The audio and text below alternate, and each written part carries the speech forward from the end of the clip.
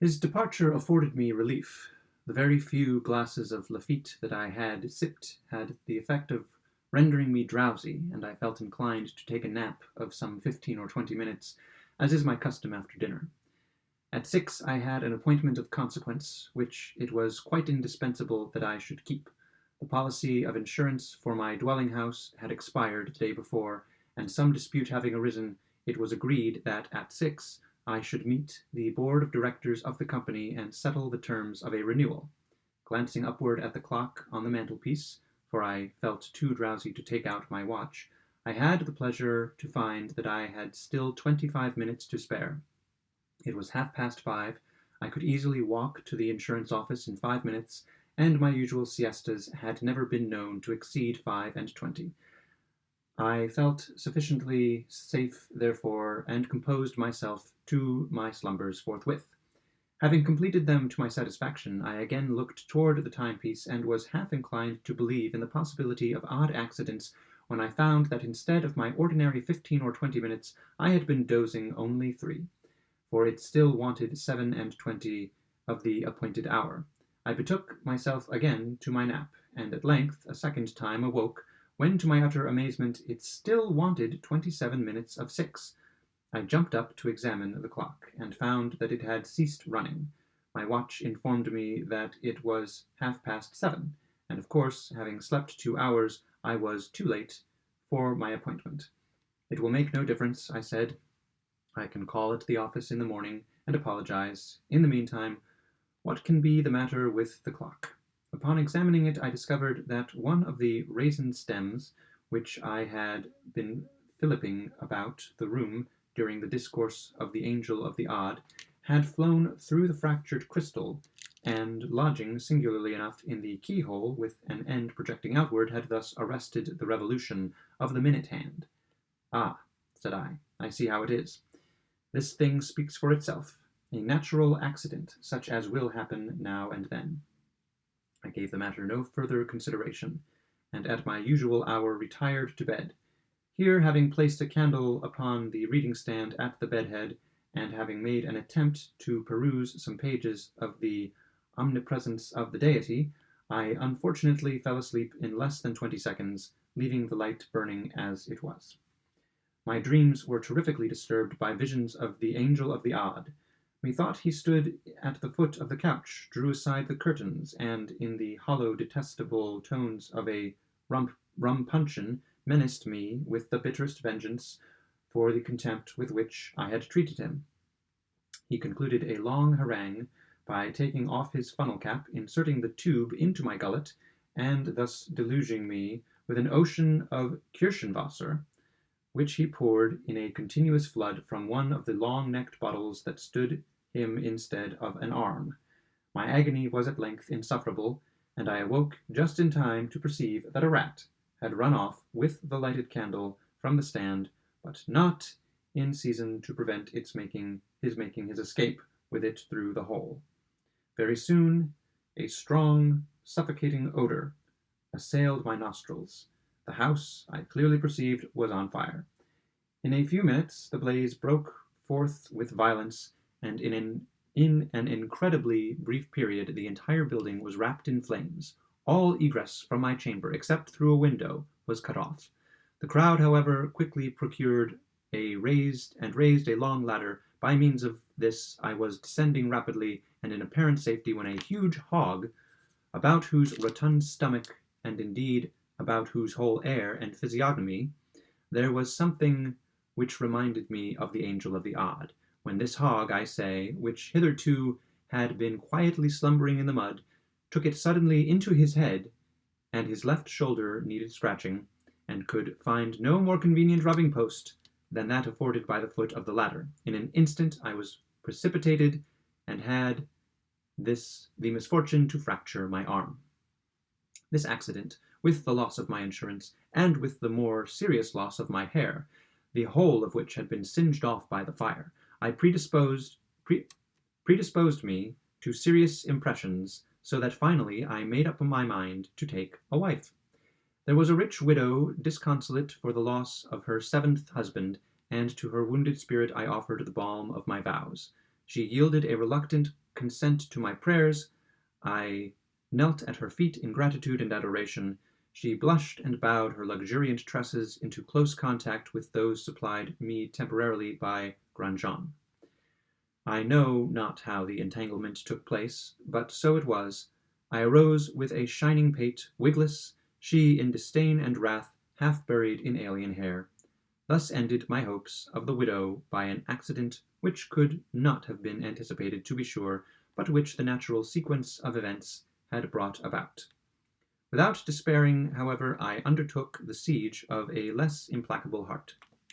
The fates were again propitious for a brief period, but again a trivial incident interfered.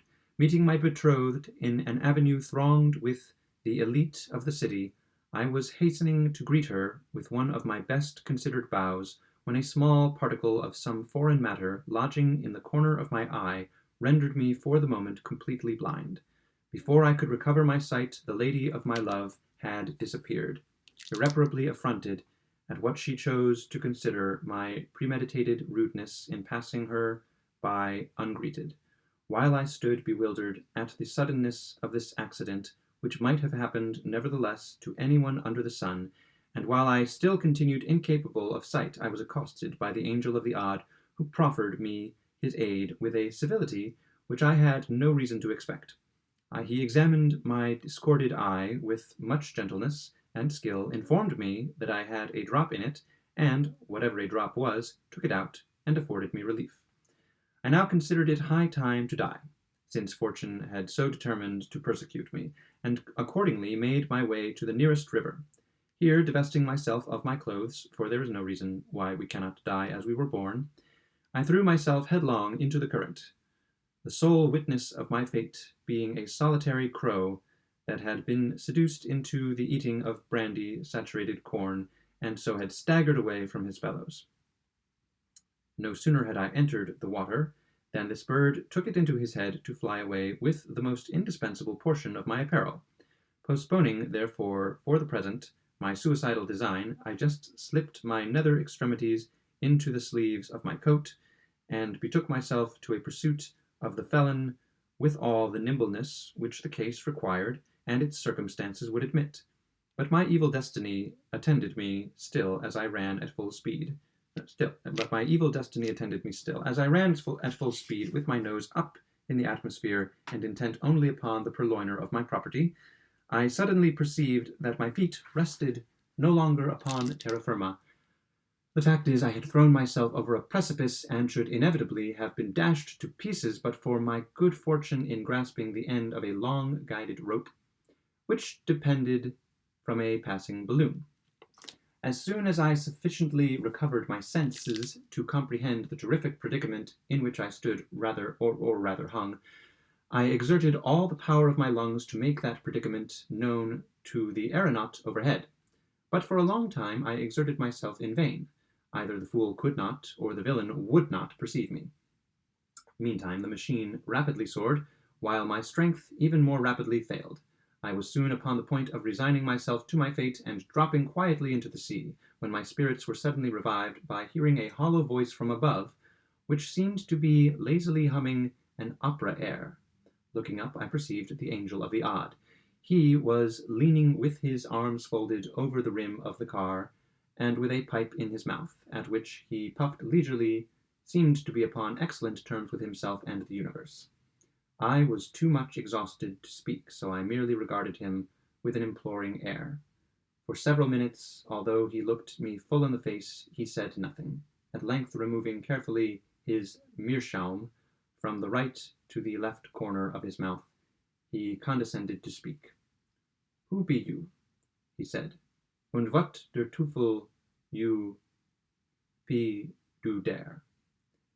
To this piece of impudence, cruelty, and affectation, I could reply only by ejaculating the monosyllable "Help!" "Help?" echoed the ruffian. "Not I. There is de Pottel. Help yourself, und be damned." With these words he let fall a heavy bottle of Kirschenwasser, which, dropping precisely upon the crown of my head, caused me to imagine that my brains were entirely knocked out. Impressed with this idea, I was about to relinquish my hold and give up the ghost with a good grace, when I was arrested by the cry of the angel who bade me hold on. Hold on, he said. Don't be in a to hurry. Don't. Will you be take the other bottle, or have you begot sober yet and come to your senses? I made haste hereupon to nod my head twice, once in the negative, meaning thereby I would prefer not taking the other bottle at present, and once in the affirmative, intending thus to imply that I was sober and had positively come to my senses. By these means I somewhat softened the angel. Won't you believe, then, he inquired, at the last? You believe, then, in the possibility of the odd? I again nodded my head in assent. Won't you have belief in me, the angel of the odd? I nodded again. Won't you acknowledge that you be the blind bronc and the fool? I nodded once more. Put your right hand into your left hand breeches pocket. Then, in token of your full submission unto the angel of the odd. This thing, for very obvious reasons, I found it quite impossible to do. In the first place, my left arm had been broken in my fall from the ladder, and therefore, had I let go of my hold with the right hand, I must have let go altogether. In the second place, I could have no breeches until I came across the crow. I was therefore obliged, much to my regret, to shake my hand in the negative, intending thus to give the angel to understand that I found it inconvenient just at that moment to comply with his very reasonable demand. No sooner, however, had I ceased shaking my head than, "Go to ter Teufel, then," roared the angel of the odd. In pronouncing these words, he drew a sharp knife, crossed the guide rope by which I was suspended, and as we then happened to be precisely over my own house, which during my peregrinations had been handsomely rebuilt, it so occurred that I tumbled headlong down the ample chimney and alit upon the dining-room hearth. Upon coming to my senses, for the fall had very thoroughly stunned me, I found it about 4 o'clock in the morning. I lay outstretched where I had fallen from the balloon, my head grovelled in the ashes of an extinguished fire, while my feet reposed upon the wreck of a small table overthrown, and amid the fragments of a miscellaneous dessert intermingled with a newspaper, some broken glass and shattered bottles, and an empty jug of the Scheindem Kirschenwasser. Thus revenged himself the angel of the odd.